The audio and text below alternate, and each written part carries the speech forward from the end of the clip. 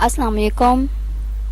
Hamna with ENG 201 आप लोगों का लेसन नंबर है 26 एम्पिरिकल रिसर्च रिपोर्ट। हाफ आपका लेसन कवर हो चुका था और हाफ अभी करना है।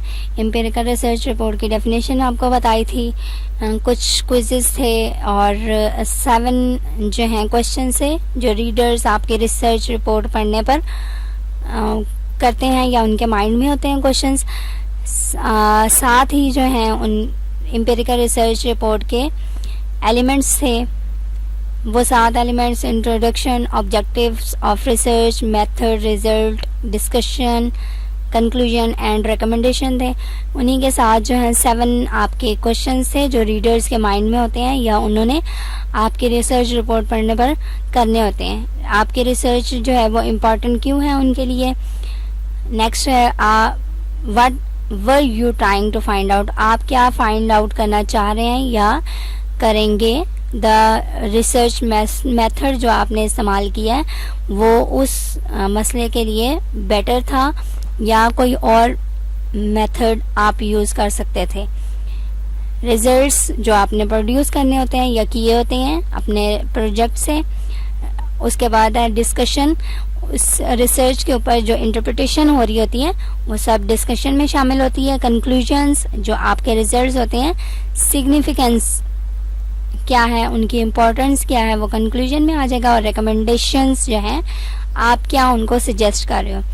इंट्रोडक्शन में 2 स्टेप्स में आपने इंट्रोडक्शन को या रीडर्स के जो क्वेश्चन है why is research important to us को डिफाइन करना होता है, या आप अनाउंस करेंगे अपने टॉपिक को मेन।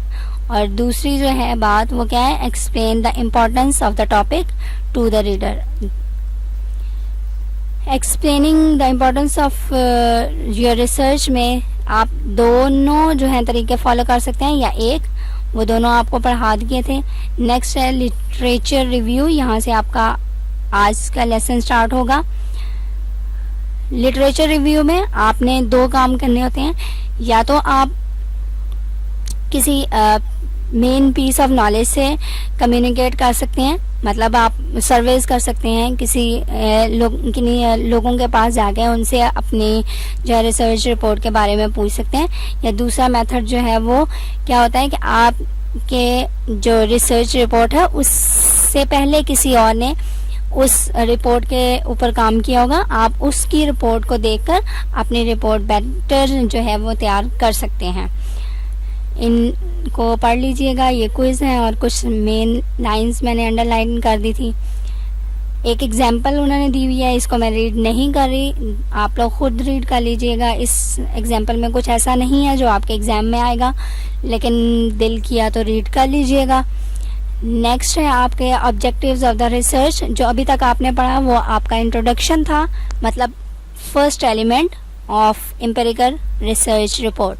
सेकंड एलिमेंट है ऑब्जेक्टिव्स ऑफ रिसर्च। ऑब्जेक्टिव बहुत ज़्यादा ज़रूरत होता है, आपका मकसद क्या होता है उस रिसर्च रिपोर्ट को तैयार करने का या उस पर काम करने का। और these objectives define the focus of your project, आपके फोकस को डिफाइन करता है objectives. Influence the choice of your research method, आपको इन्फ्लुएंस करता है कि आप कौन सा मेथड जो है अपने प्रोजेक्ट के लिए यूज़ करें, और आपके रिजल्ट्स को शेप भी आपके ऑब्जेक्टिव्स या मकासद ही देते हैं। फिर एक उन्होंने एग्जांपल दी है, इसको रीड कर लीजिएगा। नेक्स्ट आपका थर्ड एलिमेंट है मेथड, आप कौन सा मेथड यूज़ कर रहे हो अपनी रिसर्च रिपोर्ट के लिए। People will look for precise details concerning your method, आपके जो मेथड यूज़ किया होता है उसके ऊपर लोगों का बहुत ज़्यादा फोकस होता है। उसके 3 पर्पसेस होते हैं, आपने अगर दोज डिटेल्स सर्व 3 पर्पसेस, आपके जो मेथड होते हैं उसके 3 पर्पसेस होते हैं कि आपकी they let the readers assess the soundness of your research design and appropriateness of for problems you are investigated. आप जो भी मेथड यूज़ कर रहे हैं रीडर्स को एक रिसर्च रिपोर्ट पेश करने के लिए, वो एक अप्रोप्रिएट होगा, तभी आपकी इन्वेस्टिगेशन या आपकी रिपोर्ट जो है वो अच्छी होगी। अब मैं आपको कहती हूँ कि आप जो है सर्वे करें या रिपोर्ट तैयार करें कि लोगों में इतनी बीमारियां क्यों फैल रही हैं, तो आप अगर नेट पर ये सर्च करना शुरू कर दें तो ये वाला मेथड अच्छा नहीं होगा। बनिस्बत आप लोगों में जाएं, डॉक्टर्स के पास जाएं, उनसे इन्वेस्टिगेट करें, लोगों के पास जाएं, शायद उनके पास इतना जो है खाने पीने का अच्छी जो है रूटीन ना हो, उनके पास खाने पीने का प्रॉब्लम हो, तो जो है बीमारियां वगैरह हो, या उनके पास कोई इतनी नॉलेज ना हो सफाई की, तो प्रॉब्लम हो सकती है। तो ये ज़्यादा अच्छा मेथड था बनिस्बत नेट पर सर्च करने से। सेकंड जो है पर्पस वो क्या होगा, the details enable your readers to determine the limitations that your method might place upon the conclusion you drawn. आपने जो भी कंक्लूजन ड्रॉ किया है अपने रिसर्च रिपोर्ट के लिए, शायद उसमें जो है लिमिटेशंस आप प्रोवाइड करते या की हुई हो, तो रीडर्स के लिए कुछ ज़्यादा माने रखेगी आपकी रिपोर्ट। और थर्ड जो पर्पस है वो क्या है, the description of your method provides information that will help your reader repeat your experiment. जब आप एक डिस्क्रिप्शन दे देते हैं या आपने जिस मेथड से अपना जो रिसर्च रिपोर्ट तैयार की है, जब आप वो डिस्क्रिप्शन में दे देंगे तो जो रीड आपकी रिसर्च रिपोर्ट को करेगा इंसान, वो अगर चाहे तो आपके उस एक्सपेरिमेंट को दोबारा से रिपीट कर सकता है। आपने जो कंक्लूजन्स, आपने जो रिजल्ट्स निकाले हैं वो दोबारा खुद अपने हाथों से निकाल सकते हैं, तो उसको यकीन आ जाएगा कि आपने जो कंक्लूजन्स दिए थे, जो रिजल्ट्स दिए थे वो बेस्ट थे और आपकी रिपोर्ट जो है वो अच्छी है। ये 3 पर्पसेस है मेथड के लिए। नेक्स्ट है एग्जाम्पल, फिर से आपकी इसको देख लीजिएगा, मैं नहीं रीड कर रही, लेक्चर बहुत ज़्यादा लंबा हो जाएगा। नेक्स्ट है रिजल्ट्स। एक रिजल्ट आपका भी आने वाला है, ग्रैंड क्विज वाला। अच्छा जी, दुआ है आप लोगों का रिजल्ट बहुत अच्छा आए। आ जाते हैं आपके लेक्चर पे। The results of empirical research are the data you obtained. ये वाला क्विज था, इस बात को मैं आपके रिजल्ट की तरफ लेके जाऊंगी। आपका जो ग्रैंड क्विज हुए हैं उसके जो रिजल्ट्स होते हैं वो क्या होता है, डेटा होता है कि आपने कितने मार्क्स जो हैं अपने एक सब्जेक्ट में गेन किए हैं या ऑब्टेन किए हैं। Although your results are the heart of your empirical research project, मानते हैं कि नहीं? आपके जो रिजल्ट्स हैं वो आपकी जो ग्रैंड क्विज हुए हैं उसका दिल है कि नहीं, उसी पे पता चलेगा कि आपको मार पड़नी घर वालों से कि क्या पता 5-10 रुपए मिल जाते हैं। अच्छा जी, generally results are presented in one of 2 ways. आपकी ये शॉर्ट क्वेश्चन भी बन सकते हैं और आपका ये क्विज भी हो सकता है। आपकी जो रिजल्ट्स हैं वो 2 तरीकों से रिप्रेजेंट किए जाते हैं, एक टेबल फॉर्म में और एक ग्राफ फॉर्म में। इसको आप देख लीजिए, याद कर लीजिएगा।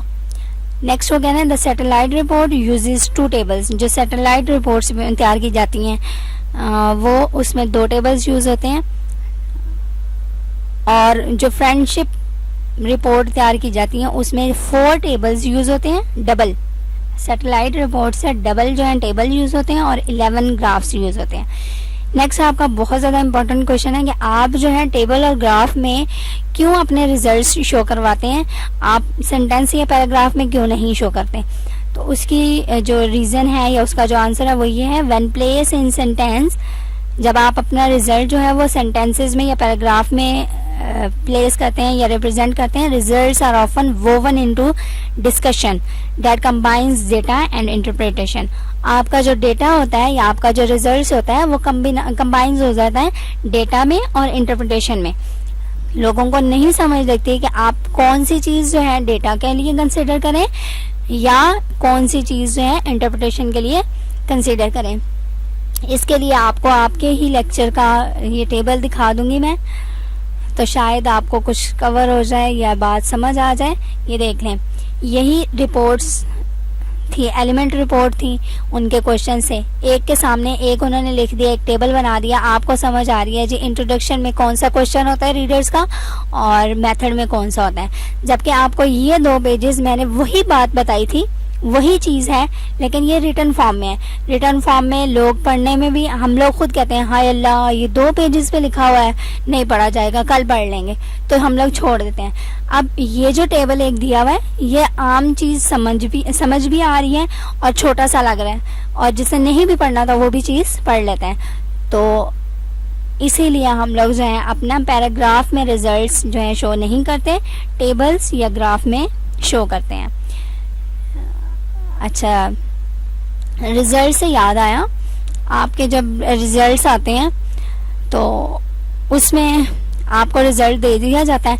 रिजल्ट टेबल फॉर्म में कैसे होता है, पहले आपके नाम जो है सब्जेक्ट्स के लिखे जाते हैं, फिर टोटल मार्क्स लिखे जाते हैं, फिर ऑब्टेन मार्क्स लिखे जाते हैं, फिर उनकी परसेंटेज निकाली जाती है, तो ये एक ग्राफ दे दिया जाता है। अब डिस्कशन क्या होती है, टीचर्स और आपके पेरेंट्स की डिस्कशन होती है कि इसने इस सब्जेक्ट में जो है अच्छा